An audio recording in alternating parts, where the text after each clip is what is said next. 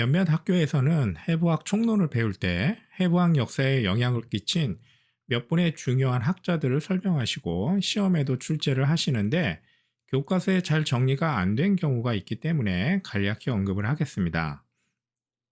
히포크라테스는 그리스 철학의 시작에서 언급하는 중요한 인물이면서 의학사, 해부학사에서 중요한 것은 고대 의학의 시작 같은 상징적인 인물이면서 우리의 몸이 혈액, 점액, 황담, 흑담 등의 사체액설로 구성이 되어 있다라는 주장을 하셨다입니다. 더해서 히포크라스 때부터도 직접적인 인체 해부는 금지가 되어 있었습니다. 다음 아리스토텔레스는 앞에서 해부학이라는 용어를 처음 사용했다라고 설명했고, 세 번째, 갈레노스가 시험에 잘 나오는데 영어 발음으로는 갈렌은 로마 시대 그리스의 의사이자 철학자이신데 이분은 실제로 해부를 해서 의학에 적용했다는 점에서 중요한 인물입니다. 물론 이때도 직접적인 사람의 해부는 금지되어 있어서 원숭이나 돼지 등의 동물들을 해부해서 얻은 지식에 약간의 상상을 가미해서 책을 썼습니다. 그래서 맞는 부분도 있지만 틀리는 부분도 굉장히 많았다. 하지만 로마 시대 이후에 중세로 넘어와서도 사람에 대한 해부는 더더욱 금지된 시대였기 때문에 갈레노스가 로마 시대에 기술했던 내용은 아주 절대적인 권위로서 받아들여졌고 르네상스 이전 중세 시대까지는 그냥 이분의 해부학적 내용이 전부였던 시대였습니다. 그래서 의학사를 통해 가장 긴 시대, 대략 1300여 년간 의학계를 지배한 절대 권위의 학자였다고 합니다. 중세인들은 갈레노스의 저서를 줄줄 읊으며 약을 처방하는 내과 의사만을 진짜 의사로 여겼고 인체를 해부하거나 절단하는 외과 의사는 천한 직업으로 생각했습니다. 그래서 칼을 써야 하는 외과적 치료에서 의사보다는 칼에 익숙하다는 이유만으로 이발사가 외과 의사를 겸하기도 했다고 합니다. 그래서 예전에 이발소를 나타내는 빨간, 파란색으로 표기된 간판물이 이발사가 외과 의사를 겸했던 데서 유래한 거라고 합니다. 그리고 레오나르도 다빈치는 여기저기 책이나 유튜브, 다큐멘터리에서 보셔서 잘 아시죠? 약 39 이상의 인간 시신을 직접 해부하고 관찰하여 이전 세대와는 차원이 다른 정밀한 인체 구조도를 남겼습니다. 그리고 시험에 나온다면 갈렌과 더불어 반드시 나올 분이 베살리우스. 해부학 역사에서 제일 중요한 분이고 근대 해부학의 아버지라고 불리는 분입니다. 벨기에 분인데 그 전까지 갈렌의 저서에 절대적으로 의존하던 해부학 지식의 한계를 넘어서 본인이 직접 사람의 해부를 하면서 본 것들을 책으로 저술하셨습니다. 베살리우스 이전까지의 해부학 수업은 강의실 강단 위에서 1000년도 전에 쓰여진 갈렌의 책을 읊조리는 선생님이 있고 해부를 담당하는 사람은 따로 있어서 동네 푸주간 주인 같은 분이 불려와서 해부를 해주었는데 강단 위에서 책을 읽는 분과 강단 아래에서 해부하는 사람이 딱딱 손발이 맞는 것도 아니어서 그냥 책을 읽는 사람 따로, 해부하는 사람 따로 중구난방으로 해부학 수업을 했습니다. 이런 수업에 반기를 들고 베살리우스라는 분이 본인이 직접 사람의 몸을 해부해 보면서 해부학을 공부했고 무려 29세에 사람 몸의 구조에 대해서라는 유명한 책을 출판하게 됩니다. 이때부터 해부학이라는 학문이 근대적인 체계를 가지게 되었고 그래서 베살리우스를 근대 해부학의 아버지라고 이야기합니다. 참고로 여러 의학사 책에 나오는 해부학 강의실 사진이나 그림을 보면 옛날에 해부학 강의실이 극장처럼 생겼다고 해서 해부학 강의실을 아나토미 세어터라고 표기를 하기도 합니다. 해부학 용어의 역사. 해부학 용어의 역사에 대해서도 몇몇 학교에서 해부학 용어의 국제적인 재정 원칙 같은 데서 시험 문제를 내시기도 하는데 이 내용이 교과서에서는 잘 정리가 되어 있지 않고 해서 여기저기 참고 서적의 내용을 모아서 요약을 해놨습니다. 1895년 이전에는 해부학이라는 학문이 국제적으로 딱 정립된 학문이 아니었기 때문에 인체장기를 부르는 명칭도 지역마다 다 다르고 해서 용어가 중구난방이었습니다. 그런데 근대에 들어 국제적인 학문의 교류가 많아지다 보니까 용어의 정리와 통일에 대한 필요성이 중요해져서 1895년 스위스 바젤에서 해부학 학자들이 모여서 중구난방인 용어를 공식적으로 통일하고 정리하기 시작했습니다. 그렇게 국제적으로 해부학 용어를 통일하고 해부학 용어 작성에 대한 틀을 규정한 첫 번째 책이 바젤 노미나 아나토미카 BNA가 되겠습니다. BNA가 국제적으로 인정된 첫 번째 해부학 용어 책이다. 이게 중요하고 첫 번째니까 그 뒤에 BNA를 조금 수정해서 나온 게 예나 노미나 아나토미카 JNA. 요건 별로 중요하진 않습니다. 그리고 제일 중요한 게 1955년에 나온 파리스 노미나 아나토미카 PNA라고 합니다. 이때 요즘 우리가 배우는 대부분의 해부학 용어가 제대로 정립이 되어 나오게 됩니다. 그리고 이 파리스 노미나 아나토미카 이후에 개정판이 2판에서 6판까지 나오게 되는데 이때는 그냥 노미나 아나토미카로 부르게 됩니다. BNA, JNA, PNA, NA 여기까지 순서를 잘 알아야 하고 BNA, PNA의 중요한 역사적 의미를 알고 있어야 합니다. 그리고 1998년에는 해부학 용어 연합위원회와 세계 해부학회의 두 국제기구가 합동으로 모든 해부학 용어를 노미나 아나토미카 대신 터미놀로지아 아나토미카라는 이름으로 단일화하기로 하면서 터미놀로지아 아나토미카 첫 판이 나오게 됩니다. 터미놀로지아 아나토미카 판에는 조직학, 발생학 용어는 들어있지 않았습니다. 두 용어는 2008년, 2013년에 각각 조직학하고 발생학 용어집이 따로 출판됩니다. 해부학의 역사적 인물이나 중요 해부학 용어집에 대해서는 학교에 시험이 나오면 찾아보고 학교 강의나 족보에서 언급이 없다. 그러면 교양으로 볼 생각 아니면 거들떠 안 봐도 됩니다. 국제 해부학 용어의 제정 원칙은 다음 슬라이드에 좀 더 자세히 정리해 놓았습니다.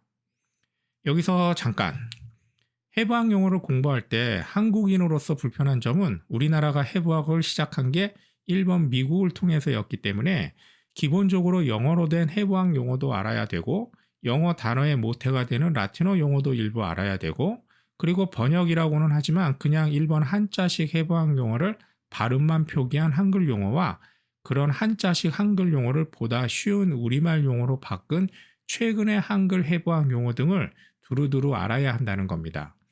예를 들면 예전에는 피머라는 단어가 대퇴골이라고 배우고 대퇴의 한자 뜻을 찾아보면서 대퇴가 순수 한글로는 넙다리 뼈라고 하는구나. 이렇게 제대로 의미를 이해하는데 2번, 3번의 단계를 거쳐야 했습니다. 그리고 이리저리 책을 보다 보면 오스 피머리스라고 해서 피머의 라틴어식 표기도 보게 됩니다. 특히 이전의 한글 해부학 용어는 단어 자체는 일본식 한자 해부학 용어를 발음만 한글로 바꾼 거기 때문에 원래 한자를 찾아보지 않으면 그 의미를 쉽게 알 수 없는 단어들이 많았습니다. 그래서 학교 때부터 그냥 영어 원서를 가지고 수업하고 공부를 하다 보니까 나중에는 한자 발음의 한글 표기책이 도리어 읽는 데 더 시간이 걸리고 어려운 경우가 많았습니다. 다행히 1990년대부터 연세대학교 해부학교실의 정인혁 교수님과 지금은 정년 퇴임을 하셨지만 건국대학교 해부학교실의 고기석 교수님 등을 중심으로 학회에서 해부학 용어에도 제대로 된 우리말 번역이 있어야겠다 해서 많은 해부학 용어가 좀 더 이해하기 쉬운 한글 용어로 개선이 되었습니다. 뒤에 나오는 예처럼 오리클을 귓바퀴라고 하면 이게라는 한자식 번역보단 그 뜻이 바로 와닿겠죠. 이렇듯 여러 해부학 선생님들 덕분에 요즘 한글 번역판 책은 읽고 이해하기에 많이 편해졌다는 사실을 알고 공부를 열심히 했으면 좋겠습니다. 국제 해부학 용어의 제정 원칙을 보겠습니다. 이 내용도 해부학 책에는 언급을 한 책이 많지 않은데 몇몇 학교에서 시험에 출제하시는 경우가 있어서 참고하라고 적은 겁니다. 해부학의 역사처럼 학교에서 따로 강의를 하거나 시험에 출제를 안 하시면 해부학 공부를 위해 따로 보실 필요는 없는 내용입니다. 원칙을 보면 1번, 당연히 하나의 구조에는 하나의 용어를 써야겠죠. 누구는 되퇴라고 하고 누구는 넓적다리뼈라고 하고 누구는 하지라고 하고 이런 식이면 안 되고 공식 용어는 femur, 번역은 넙다리뼈이다 이런 말입니다. 2번, 서양에서 대부분 학술 용어는 기본적으로 라틴어 용어 표기를 합니다. 그리고 그 용어는 각 나라의 적절한 단어로 번역해서 쓴다 이런 거고 3번, 4번은 당연한 이야기니까 한번 쓱 읽어보시면 되고 5번에선 사람 이름을 쓰지 말자 했는데 이건 좀 잘 지켜지지 않습니다.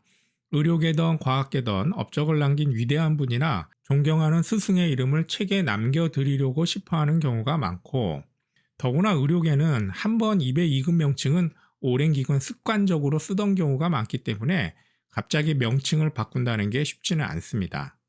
6번, 각 용어는 될 수 있으면 짧고 단순해서 설명적일 필요가 없도록 해야 한다. 당연한 거죠. 어휘를 너무 길게 만들면 사용이 힘들기 때문입니다. 7번, 구별하는 부사, 형용사는 반대순으로 배열한다입니다. 얕다, 깊다, 크다, 작다 이런 식입니다. 그리고 가까이 위치하는 구조는 가능하면 비슷한 이름을 사용한다. 넓적다리 뼈 옆에 혈관이 있으면 동맥이나 정맥은 넓적다리 동맥, 넓적다리 정맥 이런 식으로 사용하는 것을 말합니다. 이런 게 해부학 용어의 재정 원칙입니다. 이 슬라이드는 해부학을 시작으로 의대에서 배우는 주요 과목들의 흐름과 연관성을 간략히 적어 놓은 것인데, 의과대학 기초 과목들이 해부학을 포함해서 어떤 과목들이 있고 어떻게 연관성을 갖는지 등의 큰 틀을 좀 알면 다른 여러 과목을 공부할 때 조금 효율적일 수 있습니다. 해부학을 포함해서 언급한 과목들의 이름은 교수님들 강의에 따라 조금 다르게 표기할 수도 있지만 실제 내용은 거진 같습니다. 의대 기초 과목은 크게 인체의 구조적 부분을 공부하는 해부학 그룹과 인체의 기능적 부분을 공부하는 생리학 그룹으로 구분할 수 있습니다. 우선 해부학을 이야기하면 앞에서 말했듯이 사람 몸의 정상 구조를 공부하는 과목이고, 짝을 이루는 생리학은 인체의 구조들이 어떻게 기능하고 상호작용하는지를 공부하는 과목입니다. 발생학은 해부학적 구조가 어디서부터 시작해서 어떤 변화를 거쳐 최종 장기가 되었냐의 인체 형성 과정을 공부하는 과목이고, 신경해부학은 신경 부분만의 해부학을 따로 모아놓은 특화된 해부학 과목입니다. 통상 신경자가 들어가는 과목은 대부분 다 어렵습니다. 공부하다 보면 막 신경질이 납니다.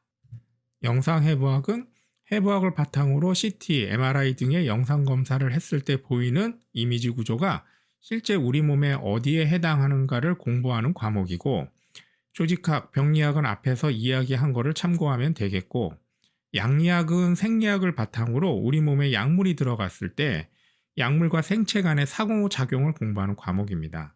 그리고 이런 생리학, 양리학의 대사 과정과 조절 기전을 분자 수준에서 공부하는 과목이 생화학이 됩니다.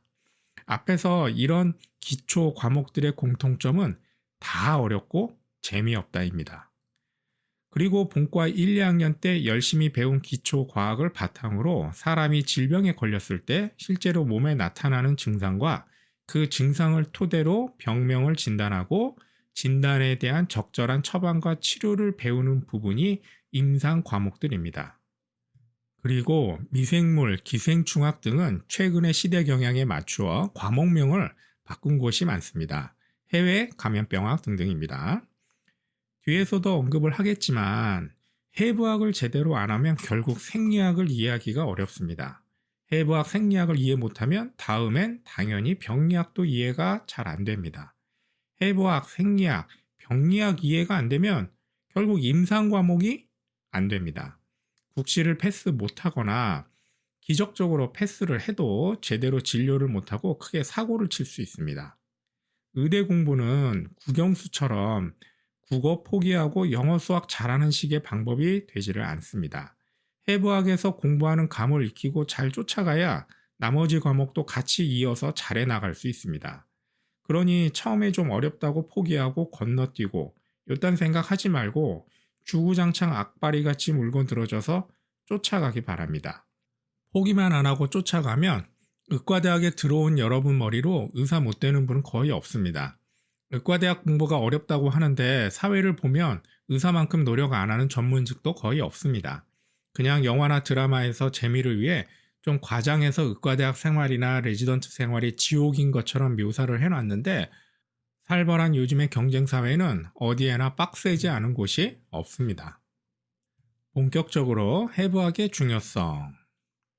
앞에서 말한 기초 과목의 순서처럼 여러분들이 본과 과정을 시작하면 다른 과목에 앞서 해부학을 먼저 배우게 되는데 해부학을 먼저 배우는 가장 중요한 이유는 의사라는 직업에서만 주로 사용되는 전문 의학 용어의 습득 때문입니다.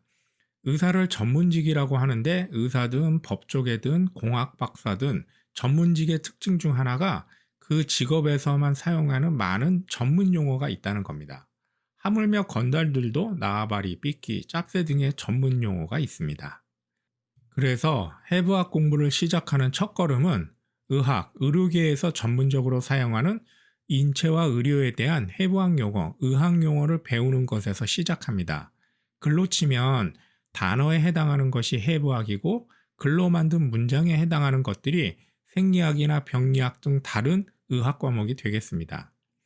앞에서 언급했듯이 의료의 대상이 되는 인체 장기는 정상 구조와 정상 기능이 합쳐져서 완전한 역할을 수행하는데 이때 정상 구조를 공부하는 분야가 해부학이고 정상 기능을 공부하는 분야가 생리학입니다.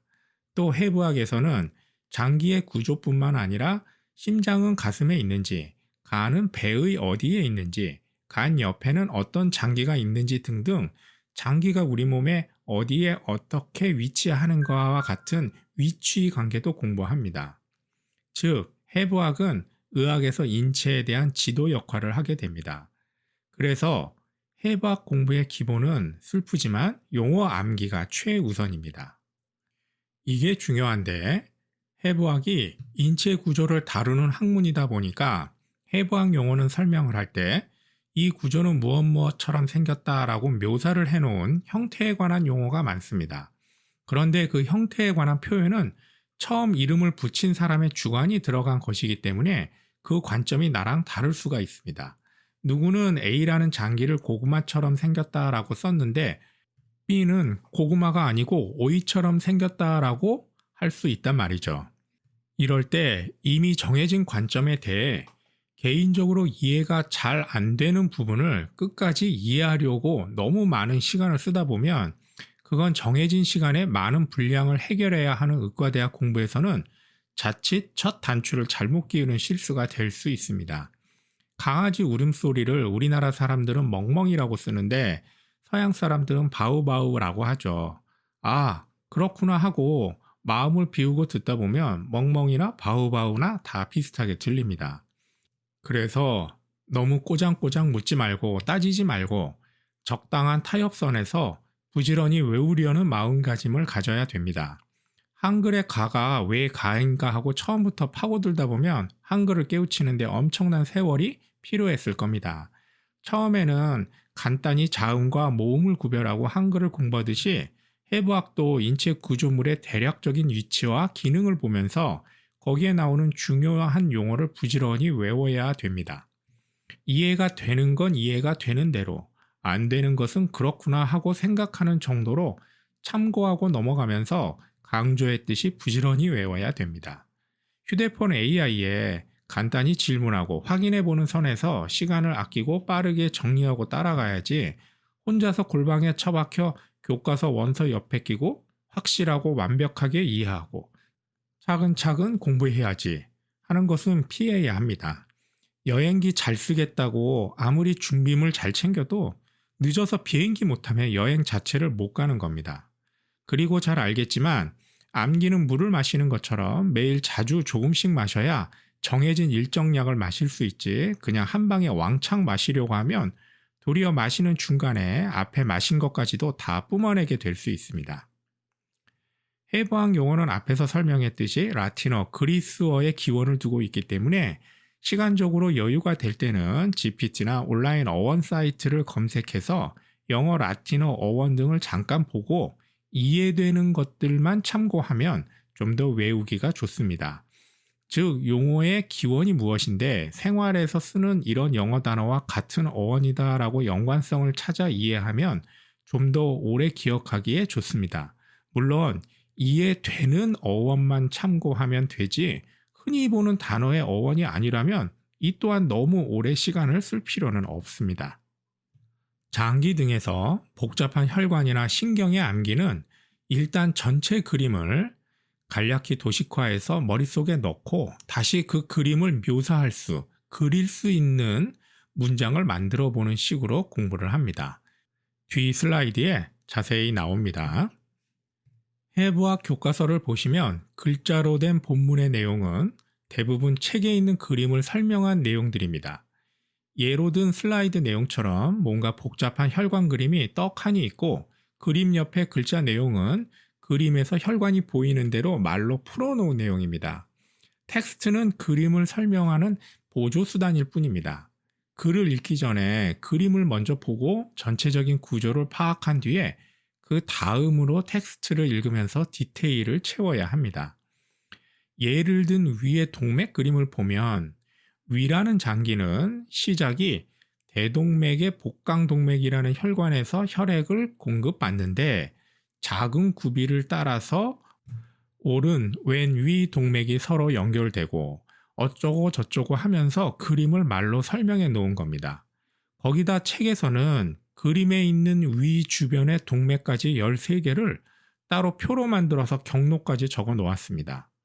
위의 혈관에 대해서 본문이나 표 내용을 그냥 그대로 외우려고 하면 당연히 쉽게 외워지지도 않고 설사 외워도 3일 이상을 유지하기 힘듭니다. 그래서 해부학에서 어떤 복잡한 혈관이나 신경을 외울 때 또는 복잡한 구조물을 공부할 때는 먼저 어느 정도 개략적인 그림을 머릿속에 넣고 그 그림을 떠올리며 설명 내용을 외워야 좀 더 효율이 올라갑니다. 복잡한 혈관이나 신경은 먼저 교과서의 그림을 5분 정도 쳐다보고 두세 번 정도 나름 간단히 그려보도록 합니다. 그림 형태가 갖추어지면 교과서 그림을 보면서 명칭을 붙이고 간략한 그림을 이왕이면 한 번 더 직선과 도형으로 이루어진 그림으로 바꾸어 보고 명칭을 붙입니다. 본인만의 간단한 그림을 보면서 본문, 강의록을 2번 정도 읽어보고 내용과 그림이 잘 매칭이 되는지 확인합니다. 그림에 나온 모든 명칭을 순서대로 한 번에 다 외우려고 하지 말고 오늘은 반, 내일은 반, 모레는 전부 이런 식으로 반복의 횟수를 높이는 데 역점을 두고 공부합니다. 해부학 내용의 상당수는 이런 식으로 항상 중요한 그림을 먼저 그대로 또는 간략히 요약을 해서 머리에 집어넣고 그 그림을 보고 혼자서 설명을 해보는 순서로 교과서의 내용을 정리해가야 좀 더 오래 기억에 남습니다. 눈으로만 보는 것은 불완전합니다. 엉성하더라도 직접 그려봐야 합니다. 그리고 써봐야지만 외워지고 이해됩니다. 잊지 마십시오. 명심할 것 반복합니다. 일단 용어는 빨리 알아야 합니다. 용어를 알아야지 그 다음 장기에 대한 내용 설명을 이해하고 따라갈 수 있습니다. 그리고 공부할 양이 많기 때문에 당연히 많은 양 중에서 우선적으로 뭘 해야 할지 파악하고 집중과 선택을 해야 됩니다. 그래서 교과서보다 수업 강의록과 선배들에게서 받은 기출문제 정리에 더 많이 신경을 써야 하는 겁니다. 그동안 여기저기 들어서 알다시피 의대 공부가 본과 4년 동안 차근차근 하나하나 이해를 하면서 공부를 하기에는 양이 너무 많습니다. 해부학을 포함한 의대 수업은 속칭 쏟아붓는 형식으로 진행을 하게 됩니다. 수업에 나누어주는 강의록 파일이 쓰나미처럼 여러분을 덮치고 양도 많은데 읽는다고 바로바로 이해도 안 되고 어려우니 당연히 재미도 없습니다. 일부는 0.01% 천재들도 있기는 하지만 대부분은 공부를 하다 보면 우울증과 소화불량이 생깁니다.